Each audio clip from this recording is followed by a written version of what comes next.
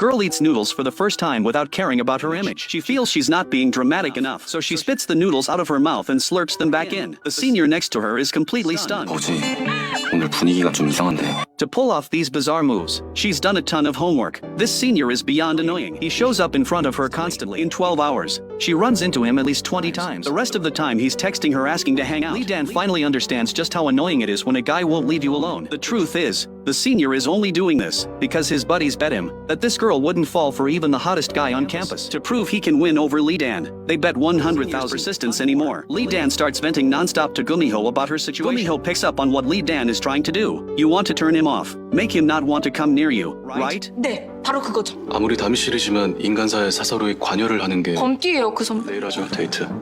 정말요? The next day, the two of them start rehearsing a date, trying to find Lee Dan's most off-putting side. The moment Gumiho shows up, Lee Dan is stunned. 시뮬레이션이긴 해도 데이트에 맞는 의관은 갖춰야 될 듯해서.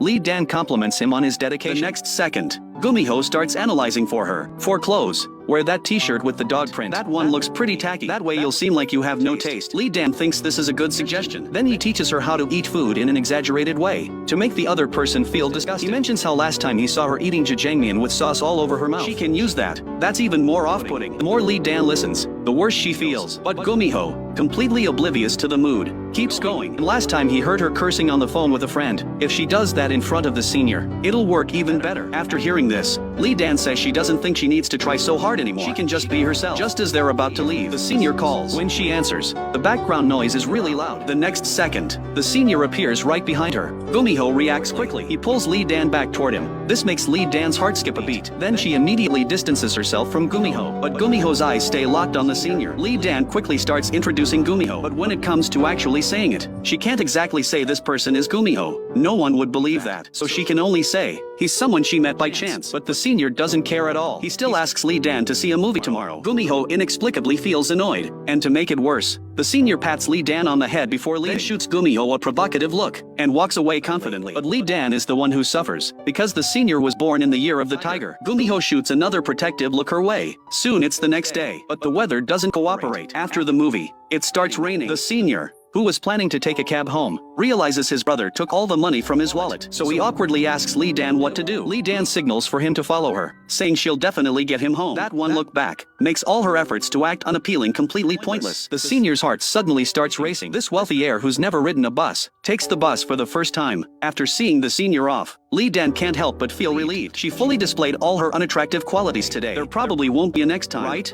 But what she doesn't know is that in the senior's eyes, her so-called flaws actually come across as adorable.